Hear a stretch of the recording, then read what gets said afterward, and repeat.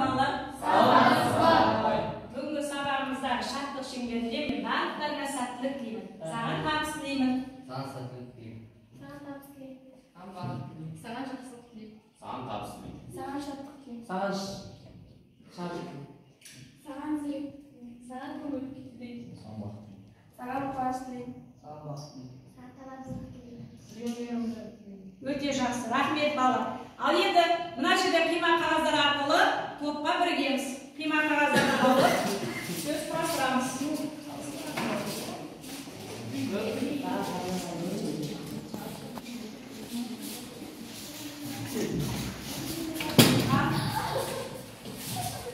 Жақсы. Енді сөздерді құрастырамыз, орнына жылдам тексеріп отырып.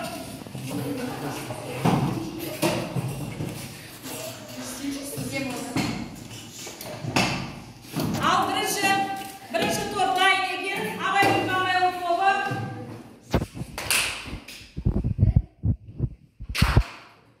Адам баласынан ғылым, ақыл, ар, мінез деген нәрселермен озады. Өте жақсы, тамаша. Екінші Қожа Ахмет Яссауи. Арыңды сақтап болсаңдар бала керек. Жақсы. Үшінші Қорқыт Ата тобы. Ұлдың күні күн емес, атадан мал қалмаса, ата малы бұл емес, бастан қыл болмаса. Ал жақсы. Енді істі орындық әдісі арқылы үй тапсырмасын және өткен тақырыптарды пысықтайық. Кім шығады екен қайда бірінші топтан? Шыға ғой.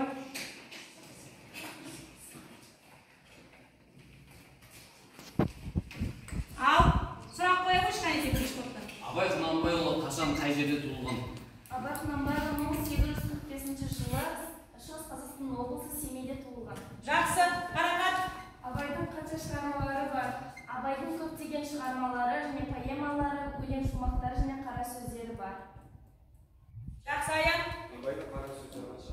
Абайдың 40 қара сөзі бар. Али. Абай халықты зеректілікке, білімділікке еңбекке баулиды. Өте жақсы, тамаша. Отыра ғой. Және қай топтан шығар екен істі орындыққа келе ғой. Ой. Ал асқан сұрақ қой. Ахмет Яссауи қай жерде туылған? Исвитжақ қаласында, қазіргі Сайрам қаласында. Өте жақсы, берейін. Ахмет Яссауи кесенесі қай жерде орналасқан? Түркістан қаласында. Жақсы, ары қарай Қорқыт Ата тобынан. Даналық хикметтері кітабында әрбір адам өзінің өмір жолында қанша басқыштан өтуі керектігін айтады. 4 басқыштан: шариғат, тариғат, мағрифат, хақиқат. Өте жақсы, тамаша. Отыра ғой. Ал балалар, сабақтың басына сендермен критериймен таныстырып өтейін. 2 стикер алған оқушы, 3 стикер алған оқушы үздік, 2 стикер алған оқушы жақсы, 1 стикер алған оқушы орта деген бағамен бағаланады. Мына жерде бізде ұлы тұлғалардың сөздері берілген. Осы сөздердің кімге тиісті екенін анықтайық қане балалар. Ал Роза. Жасылдың ғибрат ала бергенінің сол оңға басада халқына қызмет ет, ізгілерге ізет ет, жаның жақсы жайсаңдарға құрмет ет деген ол Қожа Ахмет Яссауидің сөзі. Жақсы. Тағы да. Адам ақылсыздығынан азбайды, ақылдының сөзін алып аларлық жүректе жеге қайрат байлаулық тоқтығын азар. Бұл Абай Құнанбайұлының сөзі. Өте жақсы. Ал Али. Халқына қызмет ет, ізгілерге ізет ет, жаны жақсы жайсаңдарға құрмет ет. Бұл Әл-Фарабидің сөзі. Өте жақсы. Ал Жергілікті адам баласынан ақыл, ғылым, ар, мінез деген нәрселерден озады. Одан басқа нәрселер оздың ғой, демектің бәрі де ақымақтыр. Бұл Абай Құнанбайұлының сөзі. өте жақсы, тамаша. Ал енді бүгінгі сабағымыздың тақырыбымен танысайық. Сабағымыздың тақырыбы Ахмет Яссауи шығармалары мен Абай шығармаларындағы үндестік. Бүгінгі сабағымыздың мақсаты шығармадағы көркемдегіш құралдардың қолданысын талдай отырып, автор стилін анықтау. Ал енді балалар, біз сендермен шығармадағы көркемдегіш құралдарды қайталап алайық. Перифраз заттың құбылыстың тура атауын атамай суреттеп көрсету, тұспалдап айту дегенді білдіреді. Мысалы, дәрігер деудің орнына ақ халатты абзал жандар. Сатира өзі суреттеп отырған оқиға құбылысты немесе кейіпкерлері өткір сынға алып, әжуа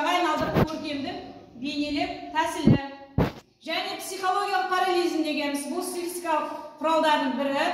Оның мәні мынада: бұл жұмыс сюжеті, мотивтері, табиғат суреттері, қарым-қатынастары жағдайлары, іс-әрекеттері жүйелі түрде салыстыруға негізделген. Сонымен қатар ирония адамға зат пен құбылысқа сырттай жақсы баға берсе де, ішкі мағынасы қарсы келіп, келекеге айналдырып отыратын құбылтудың бір түрі екен. Ал гротекс әдебиеттің күрделі құбылыстарының бірі, ол көркем образ ретінде екіұдайлығымен, қарама-қайшылығымен ерекшеленеді. Енді мен қазір өлең шумағын беремін. Сол өлең шумағы бойынша 3 топқа бөліп беремін. Бірінші топ Абай тобы психологиялық парализмді аласыңдар, Қорқыт тобы гротекспен, одан кейін перифразды алыңдар. Үшінші Ахмет тобы сатирамен иронияны аласыңдар. Алла деп алып білім тәлім көрдім, надан қайта туған сәби болдым. Алып күнәсінен пәлі жолдың, адалдық мақамына қайттым міне. Дүние қормалға тойып секіреді, аспан тіреліп көкірегі. Күпір боп көрінде ертең өкіреді, иманнан жұрдай болып өтер достар. Ал 3 топ жұмыс жасауға кірісеміз.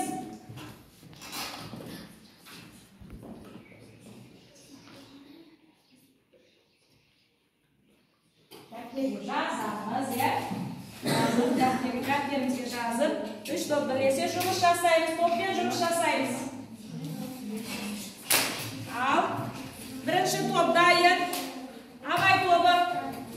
Біресе отырып, парализм дегенді таптық. Бұл өлеңде адамдардың қарым-қатынастарын, іс-әрекеттерін салыстырады. Алла адам деп алып білім тәлім көрдім дегенде бұл шетте имандылықты айтады. Дүние формалға тойып секіреді, атамсып аспан тірер көкірегі деген бұл шетте дүние қоңыз болмауды айтады. Яғни бұл шетте екі адамның бір-біріне салыстырып тұр. Жақсы отыра ғой. Екінші топ Қорқыт тобы айта қойыңдар. Біз бұл шетте надан қайта туған сәби болдым деген жолдардан перифразды таптық.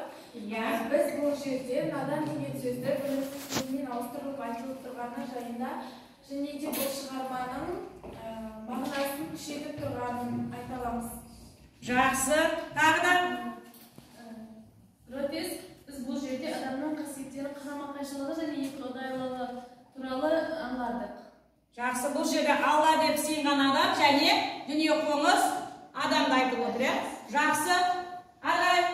Дүние формалға тойып секіреді деген сөзді біз сатираны табылдық. Сатира адамдардың дүниеге қызыққанын сынға салып, өткір сынға алып көркемдеп бейнелеп отыр.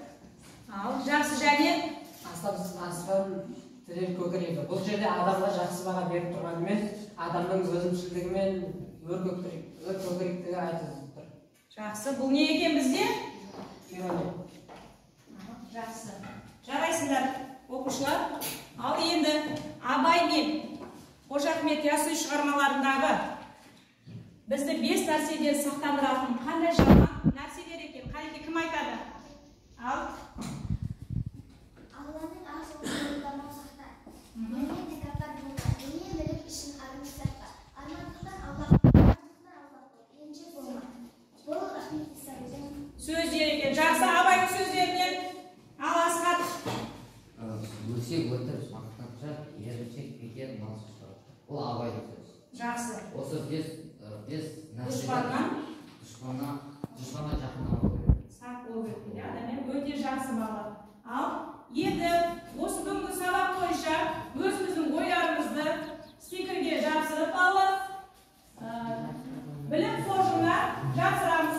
Өте жақсы түсінген оқушым, өте жақсы түсінді. Не үшін қызықты болып дегеніміз. Жасыл қоржынға жапсырсын. Ал мен